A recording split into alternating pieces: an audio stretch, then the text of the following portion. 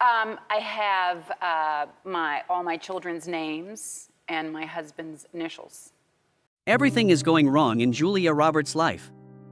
Danny, her husband, seeks a divorce after being caught with another woman. And simultaneously, she learned that her family name is an illusion.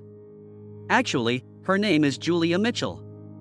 Plus, at the age of 56, she is experiencing major health issues brought on by the trauma she endured at the hands of her stepfather. She tears often, according to her friends, and her children hardly ever speak to her. Nothing Julia does, no amount of money, will mend her shattered family or revive her deteriorating health. The actress is Julia Fiona Roberts and was born in the sleepy Atlanta neighborhood of Smyrna, Georgia on October 28, 1967. Acting was a lifelong interest for both of her parents, Walter Grady Roberts and Betty Lou Demas. Yolanda King, daughter of Martin Luther King Jr., was one of the students they tutored at their Decatur, Georgia, acting studio. The King family paid for Julia's birth expenses as a gesture of gratitude. Unbeknownst to most, it was an act of generosity that linked her family to history. Creativity and hardship coexisted in Julia's upbringing. She came from a family of actors and authors, but they struggled financially. Financial strains took a toll on their marriage. Plus, they split up in 1971, when Julia was just 4 years old. After the divorce, Julia's dad remained involved, although she was largely responsible for raising their 3 children. Betty Lou hoped to find stability and remarried in 1972. She regretted her decision and brought home an aggravating man instead. Julia did not require Michael Motes as her stepfather. On the majority of occasions, he was both abusive and jobless. He was so harsh to the family that they lived in constant terror. In retrospect, Eric, Julia's elder brother, claimed he was a weirdo and the source of all their misery. Motes have Julia's complete and utter disapproval, and Julia herself hardly discusses this period of her life. She subsequently came to terms with the fact that her mother's marriage to him was her worst life choice. She ultimately separated from him in 1983 after an 11-year marriage. Unfortunately, the harm had already been done by that point. At home, Julia dealt with the Motes and also experienced a devastating loss. At the age of 10, in 1977, Walter passed away at the young age of 44 from throat cancer. The void he created in her life was never filled when he passed away. Walter, in addition to being a doting father, was a gifted dramatist who fostered her imagination. She had to mature quickly after losing him at that age. She discovered early on that life might be unjust, but she also discovered how to persevere despite hardship. Going to school also didn't help much. Julia frequently became the object of vicious taunting rather than a source of solace among her friends. Neighbors teased her about the broad smile that would become her signature. To make her feel humiliated, they dubbed her Toothy. She became stronger as a result of the bullying, which hurt. She spoke out against bullying and supported kindness initiatives after letting those traumatic memories consume her for a while. A daring choice was taken by 18-year-old Julia Roberts. To pursue her ambition of being an actor, she relocated to New York City in 1985. It was an arduous beginning. Hoping for some exposure, she joined the Click modeling agency. However, she wasn't seeking a breakthrough via modeling. The job market was tight, and she had a hard time making ends meet. She took odd jobs to make ends meet and enrolled in acting school to hone her craft.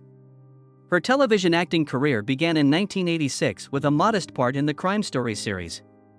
Even though it was only one episode, it was a start, and she went on to stardom. Despite the fact that she lacked any kind of Hollywood ties or easy entry, she persisted nevertheless. She persisted in the face of persistent rejection. In 1987, she made her cinematic debut in the film Firehouse. It wasn't revolutionary or anything particularly noteworthy, but it was nevertheless progress. The next year, in 1988, she went in for an audition for the romantic comedy drama Mystic Pizza, which was set in a Connecticut pizza parlor and centered around 3 young ladies. She portrayed the self-assured and defiant teen Daisy Arugio. Although it failed to do well at the box office, reviewers panned the film. A stunning beauty with tremendous intensity, Roberts was hailed by Roger Ebert, who foretold her stardom. It was as he had warned. New York-based sales clerk and tailor was Roberts' job title at the time. She was selling clothing one day. Hollywood casting directors started taking notice of her the very following day. Her fame was catapulted by Mystic Pizza. Albeit she had other evidence to provide. Her life took a dramatic turn in 1989 when she earned a role. Sally Field, Dolly Parton, Olympia Dukakis, and Shirley MacLaine were all formidable actors in the dramatic film Steel Magnolias. Roberts portrayed the role of Shelby, a young diabetic newlywed. Real vulnerability was essential for the part, which was highly emotional. Even then, she wasn't the top pick. When Harry met Sally, he replaced Meg Ryan, who had been cast earlier. As if to demonstrate her mettle, Roberts stepped in. The show was difficult to put on. Herbert Ross was rather critical of Roberts. Everything about her appearance, her acting, was under fire from him. Despite the difficulty, she persevered. Her show left an indelible impression. Despite only having a $15 million budget, the picture grossed $96.8 million. Above all else, Roberts garnered her first Oscar nomination and won the Golden Globe for Best Supporting Actress. At the tender age of 22, Julia Roberts stepped into the role that would alter the course of her life. She had a breakout role in the 1990 romantic comedy Pretty Woman. An escort named Vivian Ward falls in love while working for a rich businessman in this romantic comedy. The dapper businessman Edward Lewis, portrayed by Richard Gere, was caught off guard when he fell for her. Viewers couldn't get enough of the obvious spark between the two of them. However, the film's current form nearly didn't materialize. 3000 was the original title of Pretty Woman, a gloomy drama. The plot was darker and more tragic, with Edward abandoning Vivian after hurling money at her. Things were drastically altered once Disney assumed control. An upbeat, contemporary fairy tale was crafted from the original script. Its success was ultimately due to that adjustment. With a meager $14 million in funding, anticipation was low. However, business boomed when the film premiered on March 23, 1990. With more than 42 million tickets sold in the United States alone, it achieved an astounding $463 million in international earnings.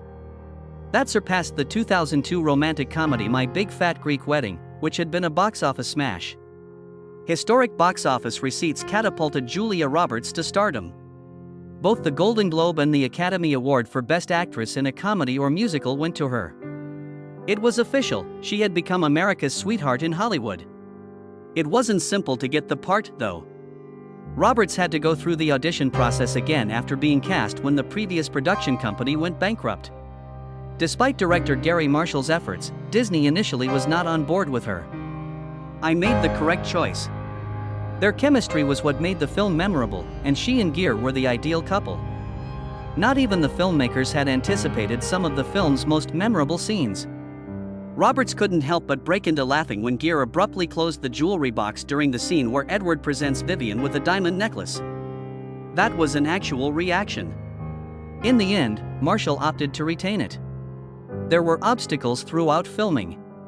Roberts came out in hives due to her extreme anxiety of filming intimate sequences while utilizing equipment. At one point, Marshall went so far as to jump into bed with them so she could rest. There were issues with the now iconic bubble bath sequence.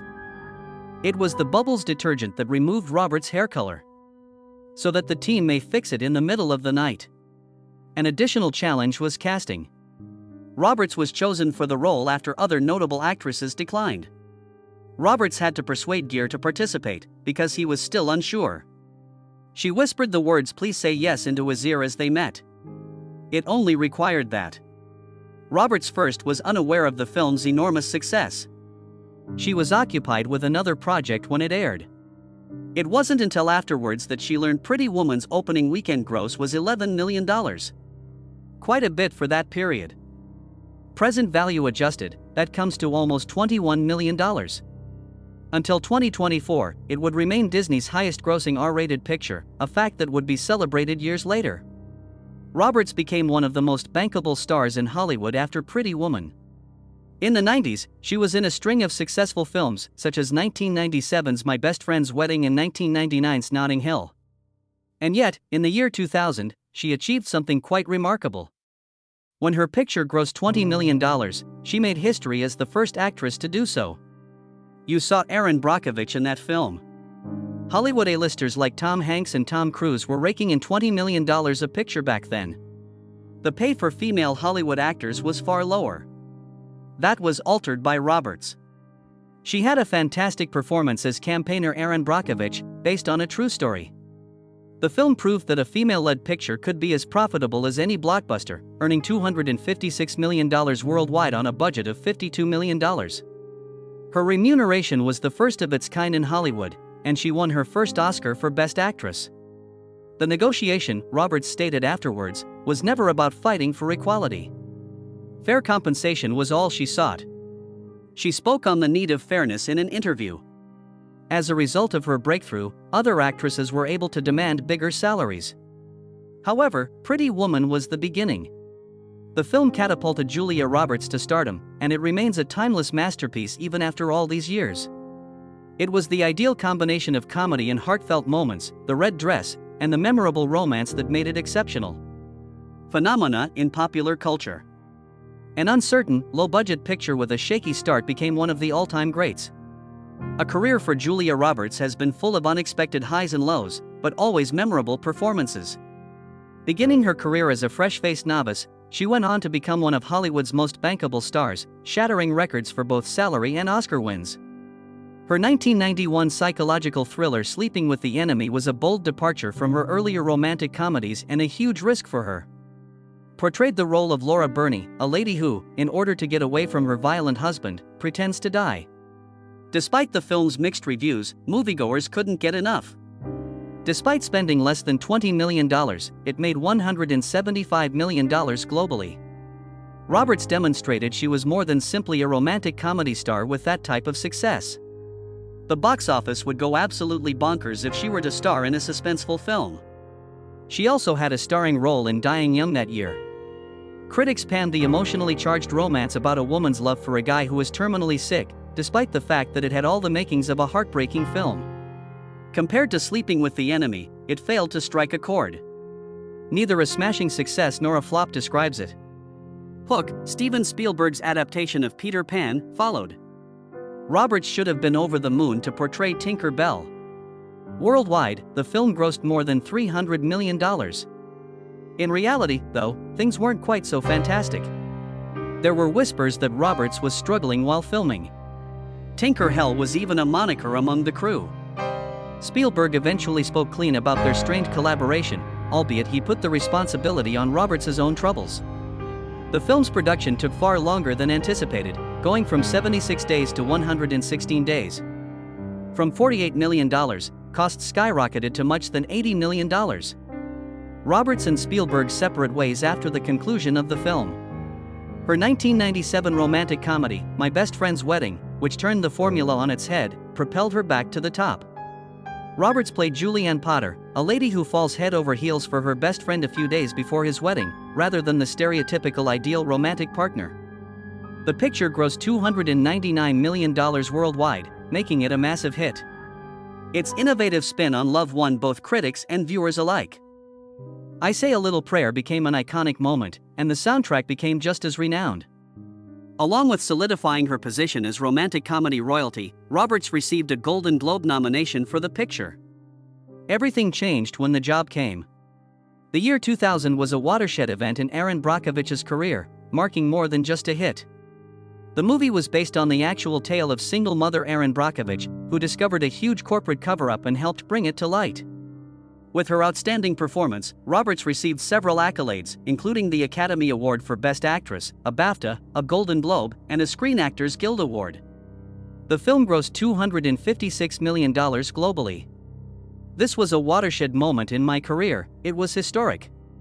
She made history when she became the first actress to get $20 million for only one picture. She became unstoppable after that. Major films that she was a part of included Ocean's 11, $10 million, and Mona Lisa's Smile, $25 million, which broke box office records. Worldwide, her films had already earned more than $3.9 billion at that point. Studios were confident in her ability to make any picture a financial success since audiences adored her. Some 54% of Americans would tune in to see anything in which she had a leading role, according to the same study. She won the Oscar with some self-assurance. Despite her heartfelt acceptance speech, she omitted expressing gratitude to the actual Erin Brockovich. She swiftly apologized backstage, but the incident still made news. Despite that minor slip-up, her performance was nonetheless widely acclaimed as one of the most memorable in Oscar history. As dramatic as Julia Roberts' on-screen performances have been, her personal life has been equally so. Her romances were all over the news when she was a major rising star in Hollywood in the 80s and 90s. Their romance was one of the most startling and emotional things that happened to her. While filming Flatliners in 1990, she met Sutherland. They were engaged within months after their first encounter, which was intense. The ceremony was scheduled to take place at the 20th Century Fox studio in Los Angeles on June 14, 1991. Media outlets were prepared to cover what seemed like a Hollywood fairy tale when 150 invited guests arrived. However, chaos ensued in the final 3 days leading up to the event. Roberts shocked Sutherland when he suddenly canceled the wedding. His alleged infidelity with stripper Amanda Rice quickly circulated. Things went downhill for him after she said he referred to Roberts as an insecure ice princess. The biggest surprise, though, was when Roberts did more than simply call off the wedding. She actually fled the nation. James Patrick, Sutherland's best friend, caught sight of her in Ireland on the day she was meant to take her wedding vows. The treachery by Patrick crushed Sutherland's heart even further. After some time had passed, he gained insight into the issue and confessed that it had been unpleasant, yet, he subsequently referred to his ex-friend as a snake. He acknowledged that Roberts had been too preoccupied with her reputation to realize they were too young to tie the knot, but he lauded her for coming to that realization. Even though Roberts stunned everyone once again 2 years after that incident, it was one of the most high-profile splits in Hollywood that decade. She wed country musician Lyle Lovett on June 27, 1993, following a brief courtship of just 3 weeks. It looked like the connection was improbable. The Hollywood starlet was a real thing. And he was a musician who was born in Texas. However, there was a connection between them. Like their courtship, their wedding was completely unexpected. The event, which took place in a modest Marion, Indiana church, was organized in a little 48 hours. Lovett announced Roberts as his wife at a concert the night after the wedding. They appeared content initially. Lovett frequently paid tribute to her on stage, and the two were mutually supportive of one another's careers. The harshness of their routines, however, became apparent very fast. Lovett was in a perpetual state of motion, with Roberts filming non-stop. Their marriage suffered as a result of the lack of quality time they spent together. Adding fuel to the fire were speculations that Roberts had developed feelings for Before Sunrise co-star Ethan Hawke around this period. After only 21 months of marriage, in March 1995, they made the announcement that they were divorcing. Nothing dramatic happened. Little more than a realization that their jobs had rendered such endeavors futile. Their breakup was ridiculously amicable, Roberts remarked afterwards, and she maintained she had no regrets. Lovett was very much in agreement, stating that he held her in high regard.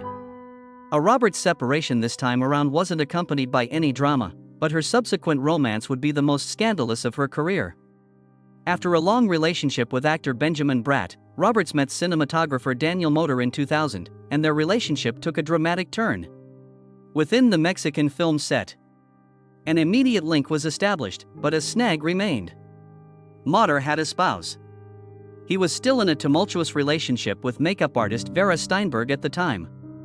There was friction between the parties since Steinberg delayed signing the divorce papers for more than a year. Frustrated by the delays, Roberts took a risk. The words "Alo Vera" were stitched into a handmade t-shirt that she was seen wearing. Steinberg has sent a resounding message. Many in the media slammed Roberts for being callous when the act went viral. Reportedly prompted by a $200,000 settlement, Steinberg ultimately consented to a divorce. Roberts and Moder wasted little time when Moder was legally free. They tied the knot in a low-key ceremony on her ranch in Taos, New Mexico, on July 4, 2002. Roberts and Moder exchanged vows under the starry sky at midnight, a secret that not even their guests knew about. Their marriage has endured for nearly 20 years, despite its turbulent start. Their first child, a male named Henry, was born in 2007, and they had twins, Hazel and Phineas, in 2004. This relationship has been more discreet than her previous ones. Disagreements over living arrangements have been among the many rumors that have circulated over the years regarding marital troubles. However, Roberts has consistently ignored them, claiming that her marriage was the finest choice she has ever made. As a child, Julia Roberts thought she was a Roberts, but a surprising revelation changed her life. She discovered the truth about the family name she had lived with for so long during her appearance on the public television show Finding Your Roots with Dr. Henry Louis Gates Jr. John Pendleton Roberts, her great-grandfather, was the first target of the inquiry. Douglas County, Georgia, census records from the past were examined by the researchers and discovered an oddity. There was an issue with the listing of Willis Roberts as John's father. It wasn't until 1878 that John was born, Willis having passed away in 1864. Because of that, Willis could never have been his biological father. Julia and her first cousin both submitted DNA samples for testing in an effort to find out the truth. Henry McDonald Mitchell Jr. was identified as the individual the results pointed to. Rhoda Suttle Roberts, Julia's great-great-grandmother, lived only a short distance away from him. In that instant, everyone might see the link. Henry, and not Willis, was John's biological father.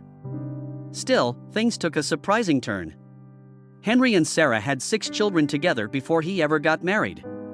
They often crossed paths since his mother, who had recently died, lived only 4 houses away from Rhoda. Their romance had been shrouded in secrecy for ages, forgotten by the passage of time. Dr. Gates was taken aback when he told Julia about this. "Mitchell is ours," she inquired. "Are you claiming that I am not Julia Mitchell?" This new information changed the course of her family's history. She accepted and joked about it despite the shock. The revelation shocked her to no end, yet the sole name she had ever known, Roberts, remained ingrained in her consciousness. Her perception of her great-great-grandmother was likewise altered by this revelation. After Willis Roberts's death in the Civil War, Rhoda was left a widow for a long time. They had been married in the 1850s. Next, a boy was born to her in 1878. Nobody ever raised an eyebrow about the lack of a birth certificate that would have clarified the events. Playing Tinkerbell in Hook was a career high point for Julia Roberts. Steven Spielberg's 1991 fantasy picture was a smashing success. A highly acclaimed director, an A-list cast, and a massive budget. However, behind the scenes, things were not going according to plan. Roberts was going through a tough time in his life, and he was just 23 years old. A recent scandal had ruined her engagement to Kiefer Sutherland. Allegations of infidelity abound in the media, affecting both parties. The crew started referring to her as Tinker Hell when the unending media attention followed her onto the Hook set. She was said to be uncooperative, tardy, and to spend too much time in her trailer. Reportedly, Spielberg, who was famous for maintaining a tight set, became irritated. Even recasting her was considered, but at over $70 million, it would have been a costly move. Various variables contributed to the fact that filming took longer than expected, ranging from 76 to 116 days. Robert was one of those issues. The underage labor limitations and Dustin Hoffman's rigorous method acting also contributed to the lengthy timetable. The encounter became much more challenging because of Robert's position. Her time spent performing in front of a green screen was far more than that of the majority of the ensemble.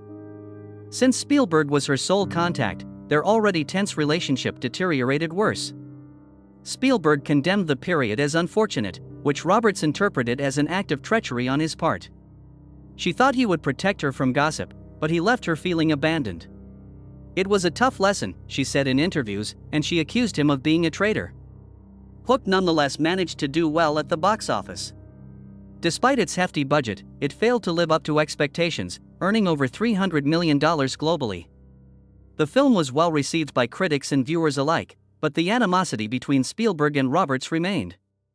They have never collaborated since. A dramatic change occurred in Roberts's life several years down the road. She became a Hindu in 2009 while filming Eat, Pray, Love in India. Her initial interaction with Hindu philosophy occurred while she was shooting at an ashram close to Haryana.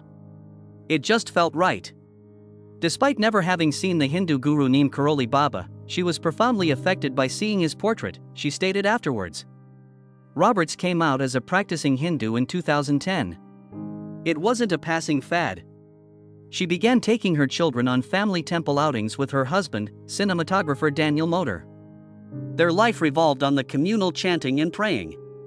Even in her writing, her devotion to Hinduism was evident. In honor of the universally revered sound Om, she founded Red Om Films. She was so moved by Hindu celebrations like Diwali that she contemplated investing in real estate in India, more so in sacred towns like Haridwar and Varanasi. There has been no slowdown for Julia Roberts. She continues to wow viewers with her innovative ideas even after decades in Hollywood.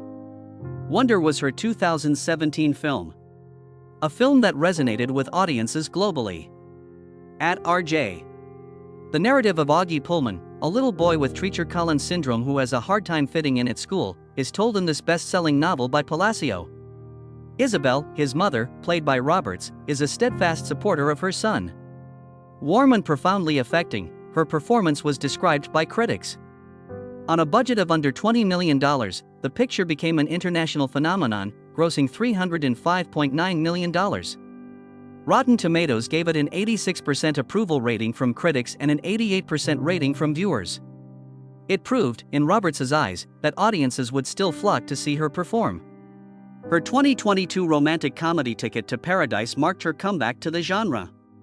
The picture was directed by Al Parker, who had previously worked on Mama Here We Go Again, and had brought her back together with George Clooney.